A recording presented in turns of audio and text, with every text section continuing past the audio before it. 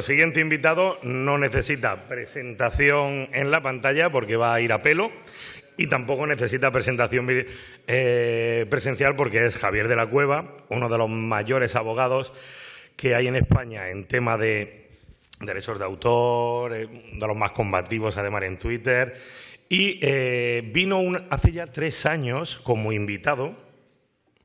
Y no hay forma de que sigue volviendo aquí los abogados. Hay 2 abogados. Bueno, hacemos lo que podemos, ¿no? Y además dejamos... Hola. Y además con las manos en mis bolsillos. Los abogados siempre tenemos las manos en los bolsillos ajenos. Exacto. Bien. Javier de la Cueva. Gracias. Bueno. Gracias a todos. Yo, después de la anterior charla, no estamos aquí. Yo no soy Javier de la Cueva, mi sexo no es varón, no tengo edad, o sea, bien. Bueno, pero vamos a ver algunas cositas que creo que sí que han existido. Y es que en 1665 hubo una serie de un grupete de amiguetes, como podemos ser pues, los de Naucas, que lo que hacían era se reunían y entonces lo que hacían era experimentos. O sea, la manera de hacer ciencia en aquella época y actualmente era el modelo del experimento.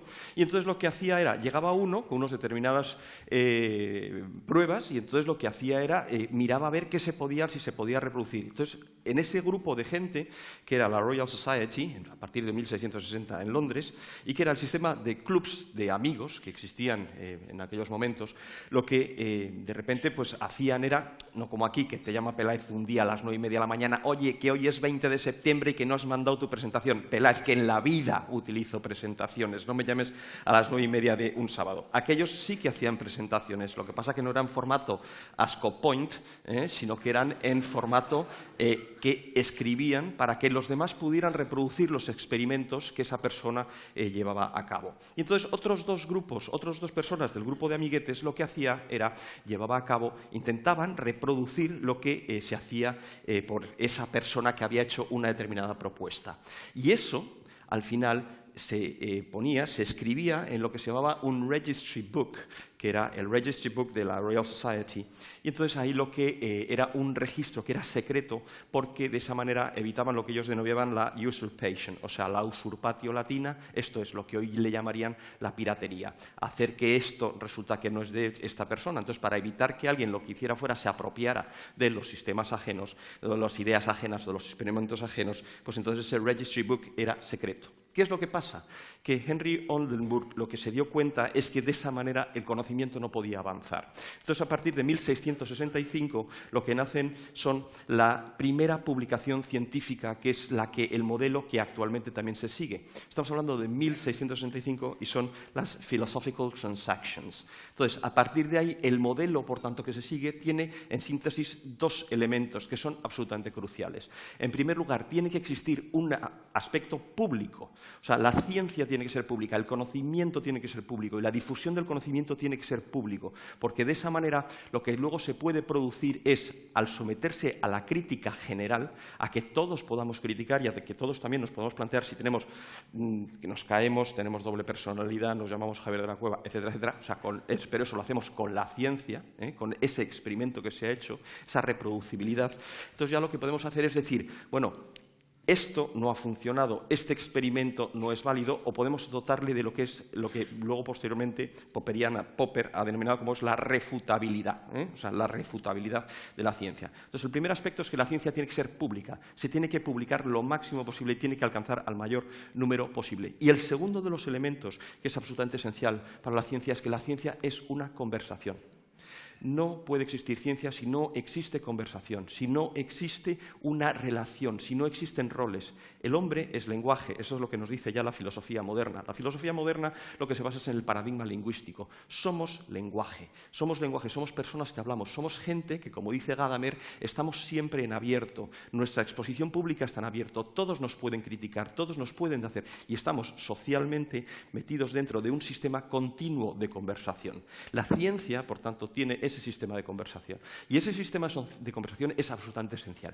Y, por tanto, la Iglesia, este tipo de cuestiones, no les venía excesivamente muy bien. ¿Quiénes son los que hoy en día hacen la función de Iglesia? Cedro, una entidad de gestión. Y los grupos editoriales, que lo que hacen es secuestran el conocimiento y evitan precisamente la doble función, la doble posibilidad de la ciencia. Hemos dicho que tiene que ser público y ¿qué es lo que hacemos? Cobramos por las publicaciones científicas. Y hay dos grandes grupos, que son Elsevier y que son Springer, que son los que tienen prácticamente el monopolio de todas las publicaciones científicas. Y luego, en segundo lugar, tiene que existir, por tanto, también una conversación. Pero esta conversación la excluimos a gente que no tiene acceso.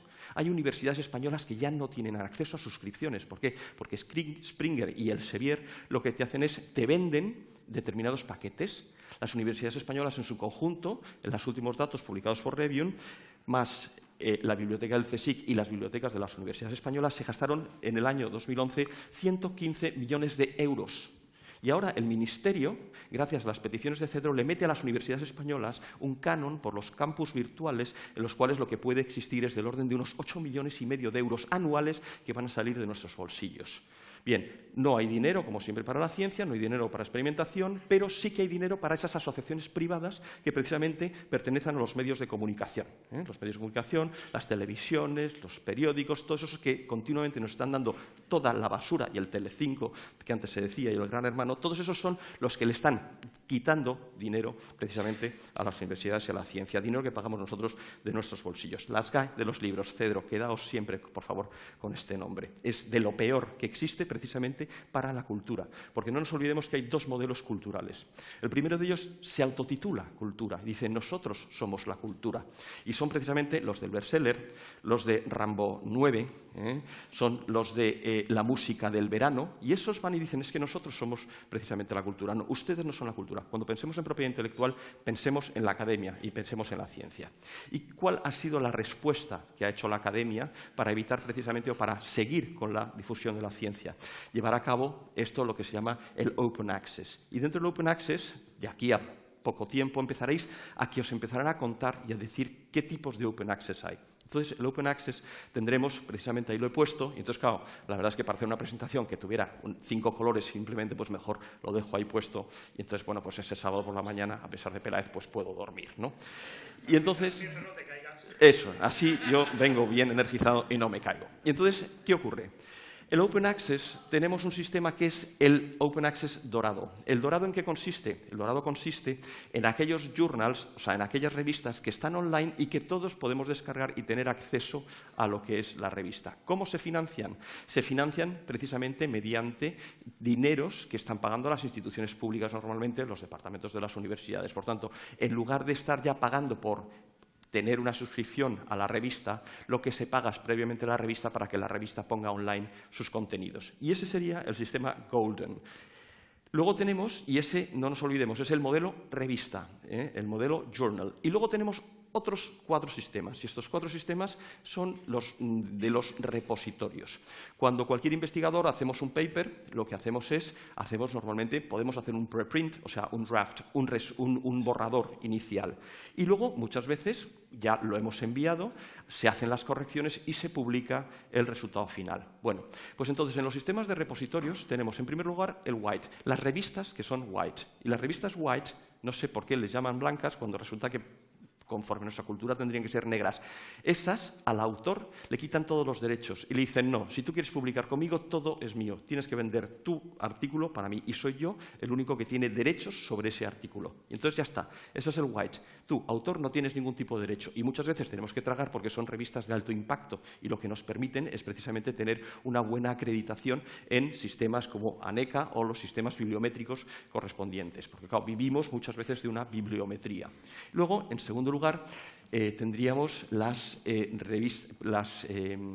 Open Access, que sería el amarillo. El amarillo, ¿qué es lo que hace? Son aquellos archivos en los cuales lo que uno publica es el preprint, o sea, ese borrador.